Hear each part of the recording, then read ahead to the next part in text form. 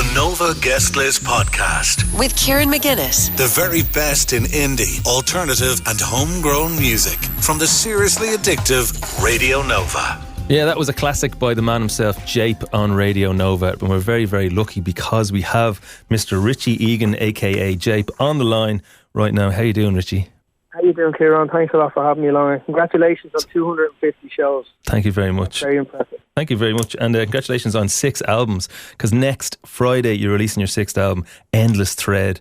I've had a listen to it, and of what I've heard, I just really love. I think there's such a good balance between being that kind of inventive and experimental stuff and also being melodic and fun, and I think it's a really good blend. How does it feel to finally have it ready to go? Yeah, it felt good. I kind of I wanted to do something that was like happy, joyful, you know. And it kind of came in 2 blocks really. I had a lot of songs, and then I kind of hit a wall, so I just did a load of electronic instrumental stuff to kind of get me out of that block, and then managed to get the rest of them finished then. And it feels good, put it out. And I've been reworking the tracks for live, and it's been really fun. Yeah, we'll get into that in a second. I mean, one of the things that, you know, so I've played lots of gigs with you through the years, and I know what you're a total, you know, you're a tech head as well. You know, you love nerding out about that stuff, but you manage to keep the human side of it really strong. This album feels there's a lot of playfulness and youthfulness, but I mean in a sort of a being connected to fun. Yeah. Is that something you thought about, or naturally just come? I think it's just something that had to happen. You know, I've been making music a long time, and I've definitely gone down the sort of depressed route in my life and using music as kind of therapy in a way. And I kind of realised a few years ago that maybe I can work on myself without using music solely as a kind of therapy. So then I managed to actually make a bit of progress on that front. So I started to feel a little bit more happy to be alive and happy to be a human. So then that just kind of came true in the tunes, I think. And I'm kind of really conscious of spreading a little bit of joy with this album and playing live, just bringing some kind of happiness to people's lives. You know, that's where I feel that I'm at the moment. Yeah. Well, I mean, so for people who don't know, you're living in Sweden, and one of the things that you do in your spare time is that you write soundtracks and songs for cartoons.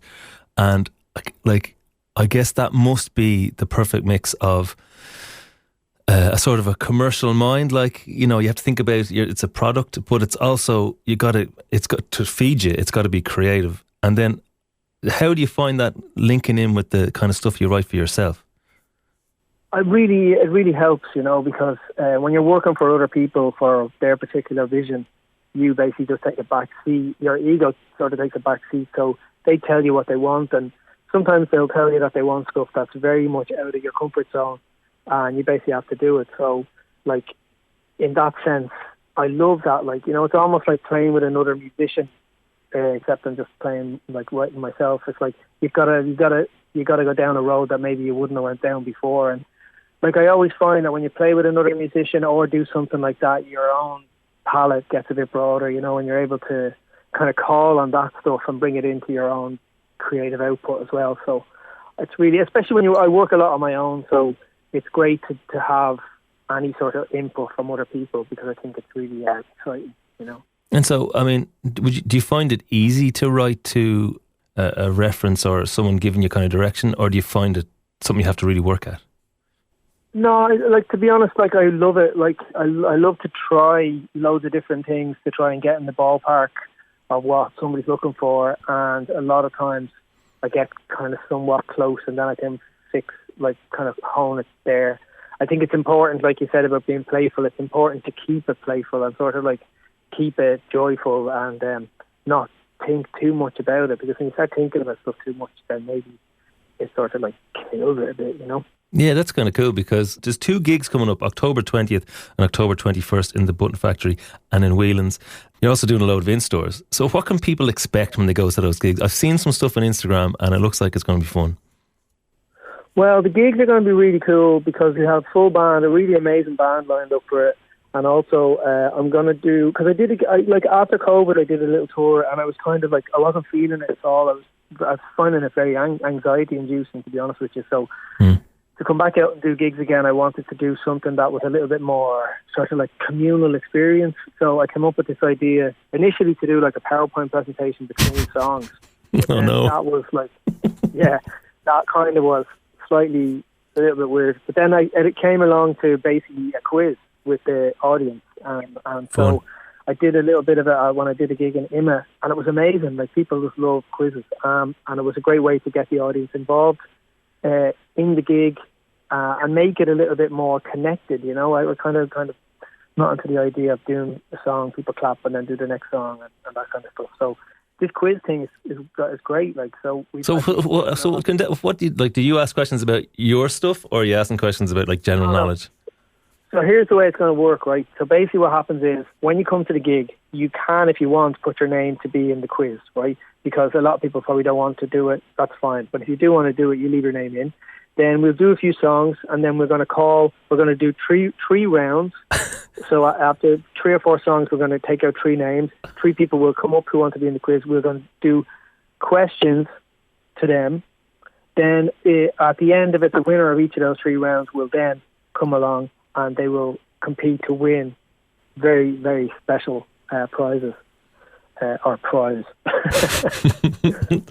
So Class. It's going to be cool. The challenge is to try and come up with questions that are sort of ungoogleable, playing a few songs at the same time, and you have to guess what songs they are, and like lots of different kind of funny.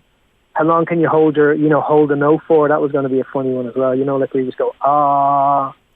So you got to do that for as long as possible. Oh, look, it sounds class. So that's the October 20th in the Button Factory and October 21st in Whelan's, and there's also in stores you should check out as well. So M&E are your artwork. They're people who worked with us on our albums, and they're amazing. So you made, I guess, with them, looks like a paper mache version of your own head. Yeah, no. What they did was they scanned my head, and then they 3D printed a head, which is the same shape as mine, and then they took loads of photographs, high-res photographs of my face and head, and then they printed those photographs out and attached them in pieces to the head. So it looks amazing. I'm actually looking at it right here. It looks crazy. It's like when you walk into a room, it really feel like it's a human head. Your own human head, which is definitely not Uncanny Valley stuff. But I suppose, I did read somewhere in an interview that you're kind of, and this might be a weird question to answer, but you've talked about maybe disappearing a little bit into the music and not having a public face. Is that a part of it? I think well, you know what? I'm sort of like I'm more like the persona end of things. I'm definitely finished with the persona end of things. I want to just like be who I am and like have a laugh with, like, you know, when you're with your mate. You know, a lot of times like musicians. Yeah. Oh no, I know exactly. Yeah. Then they go on stage and it's kind of this weird kind of persona. Well, I'm kind of like I can't do that because it just gives me brain farts. So basically, yeah, I just want to just have a laugh with stuff basically.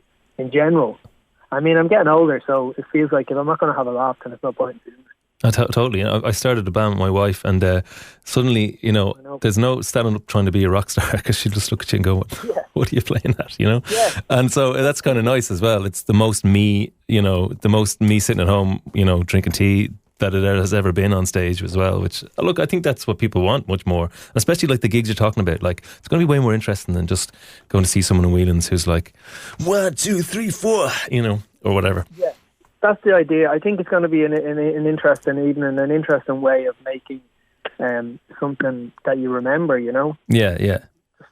Well, look, at the new stuff sounds great. The album is Endless Thread by Jape. Don't forget the tunes. I keep talking about the quiz all the time. Yeah, I was going to say. Well, look, there'll be music as well at the show. I think that's a guarantee. At this music show, there will be music. And next Friday is the album Endless Thread. And we're going to play something from it now. This is Lashing Through the Minutes. I love this, and I feel like I know what it's about. But just very briefly, if you could tell us a little bit about the song Lashing Through the Minutes. Oh, it's just one of those simple tunes that was came really fast, and I would think I was listening to Mark Knopfler at the time, so it's got a bit of dad rock vibe off it. This is going to sound maybe a little cheesy, but appreciating who you are at this moment in time, because oftentimes when you look back on yourself in the future, you go, actually, I wasn't that bad, you know, but at the exact moment, at that time, you probably thought you were. So it's a little bit like that, because time moves fast. The minutes are lashing by, as we all know. Absolutely. Richie, thanks so much for chatting to us. Thanks, Kieran. Best of luck at the shows and the gigs. Let's play it. This is Jape, Lashing Through the Minutes from the album Endless Thread. It's Nova. The Nova Guest List Podcast with Kieran McGuinness. The very best in indie, alternative and homegrown music from the seriously addictive Radio Nova.